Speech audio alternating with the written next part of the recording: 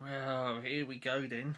You've tuned in once again for another high definition time switch video.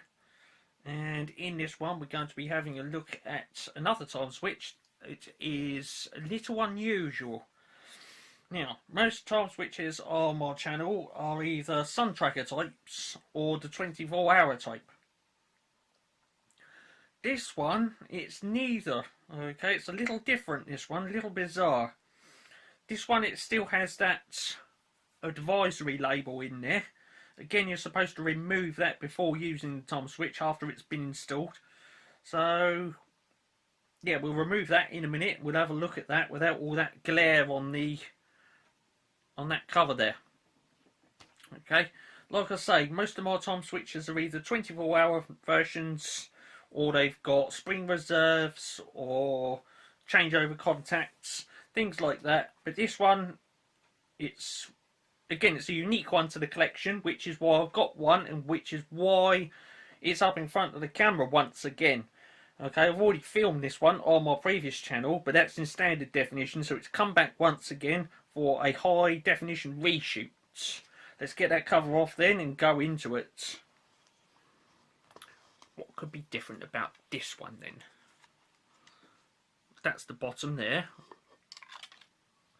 Right, let's put the time switch over there. So that's what it says. English then. Warning. To remove mechanism from base, terminal cover screw must be unscrewed. That is in reference to this. Okay. So it says that on there. And this little screw, it sticks up in there, and it goes into the mechanism and stops it from being removed. Okay, this one is a 4-pin base. Okay, so you've got independent motor connections on this one. So you remove that from the cover before using it. Okay, and to get the timer switch mechanism out of there, you unscrew that and remove it. So then, what's different about this one? Well, it says that on it. Minutes. There we are. So we've got 5, 10, 15, 20, 25, 30, 35, 40, 45, 50, 55 and 60. Yes, that's right. We've got a 1 hour time switch. Okay. So yes, that is right. That clock face does 1 full turn every hour. Okay, all of the others are 24-hour time switches. This one does 1 turn every hour, or 24 times a day. So there it is. You've got 2 ons and 2 offs. Okay, so you can have 2 on operations and 2 off operations in an hour. A little different, that one. Let's get hold of that then, pull it out of the base and have a look at the model number.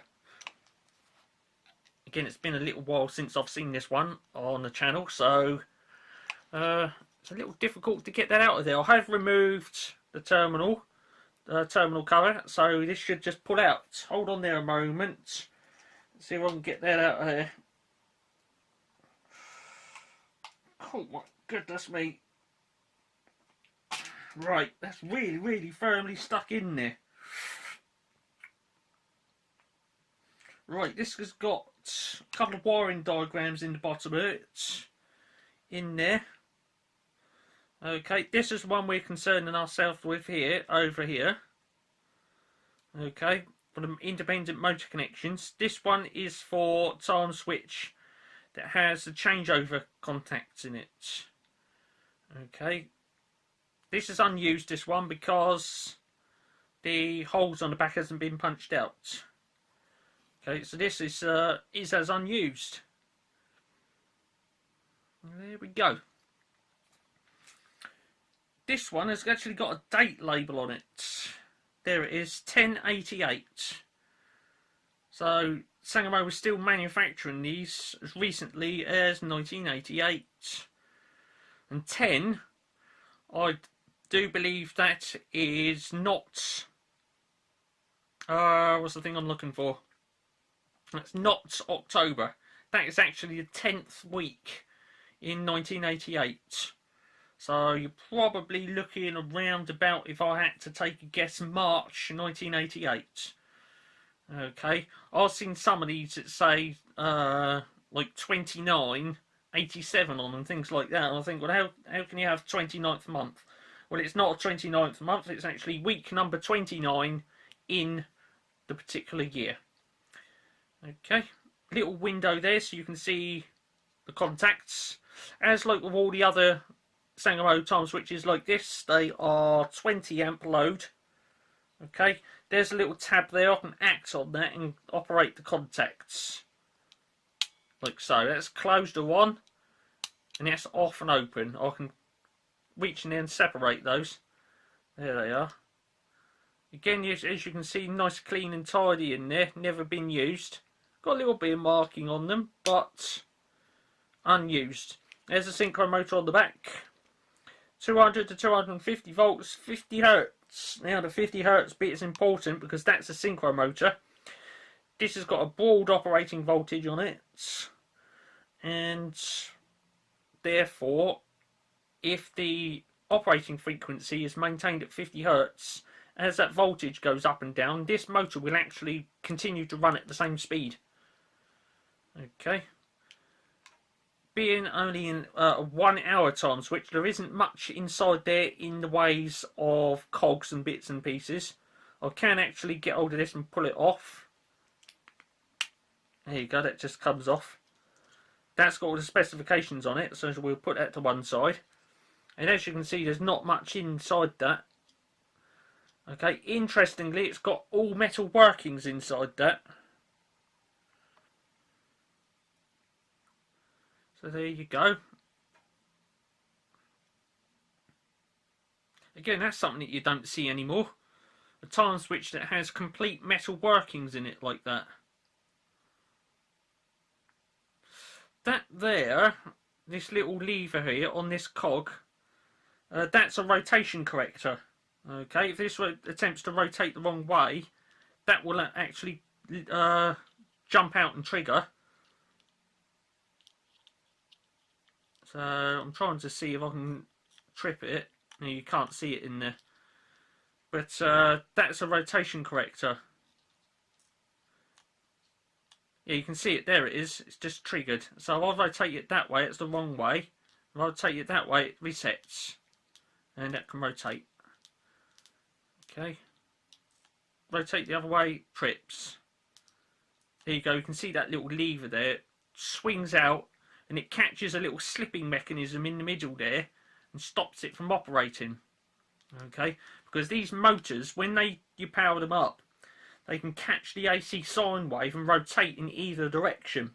Now, being a time switch, you don't want that running in the wrong way because this clock face would go backwards.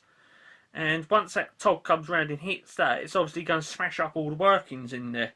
Okay, you obviously want that rotating in the direction of the arrow. And that rotation corrector in there makes sure that it makes the motor run in the correct direction. Okay. There you go, rotates that way. If you try to turn it the other way, it trips. It trips the rotation corrector. So there you go. No day emission device on this one, so it's just a big hole there. Okay. So that's it really. It's a 60-minute time switch then. Let's get that little tab back in there. See if I can put that back in. Goes in there somewhere. I think it's on there. And on there. Something like that. Somewhere around about there.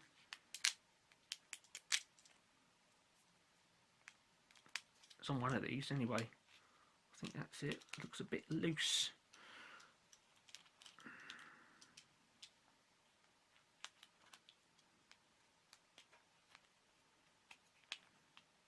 There it is. So that's in there then. Your model number for this one then. There it is, your model number. S271.2.71E. 20 amps. 200 to 250 volts, 50 hertz alternation frequency, and it says property of, and it's left blank. Okay, so there it is. Not quite sure why, but that's not really seating in there properly. I'm pretty sure that's where it goes.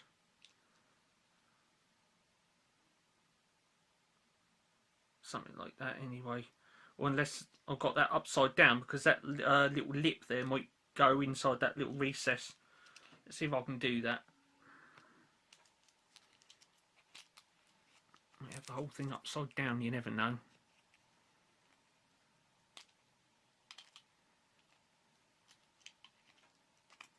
There you go, it's better. That little lip's going in that little recess, so it's actually that way up. It's normally somewhere around about there, but there you go. And again, in that little gap just there, you can see the little cog in there. There you go.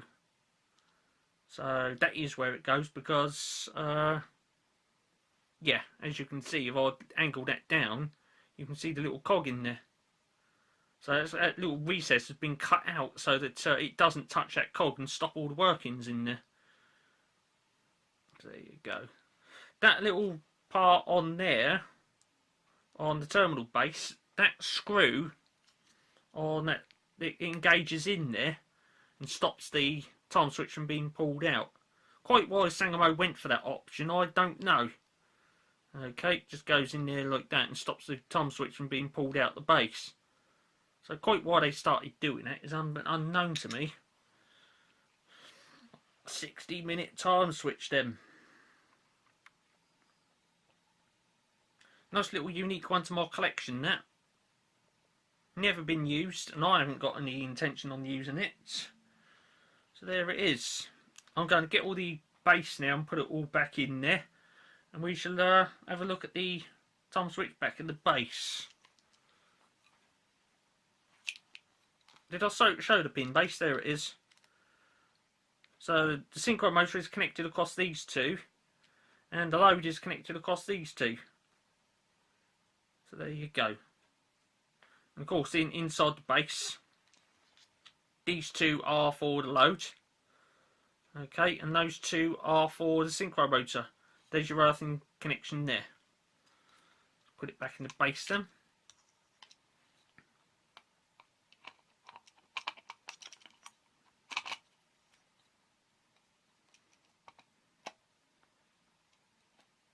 It's quite a snug fit in there. So there it is. Hope you enjoyed watching that one. Like I say, bit of an unusual and bizarre one, that, and a unique one to the collection, so there it is. A little bit later on then, more time switches coming up. Okay, do stay tuned for those. And yes, if you haven't yet subscribed, then by all means do so, because yeah, there's more time switches and bits and pieces coming up. I've got a little thing here. 20th of the 2nd, 2005, which is when I managed to obtain that. Okay, 20th of February 2005. There it is then. So I'm going to put all that back in there.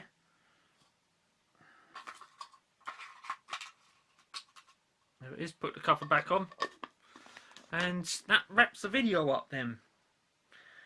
I'd like to say thanks for tuning in, for watching. More time switches coming up as and when. Cheers then.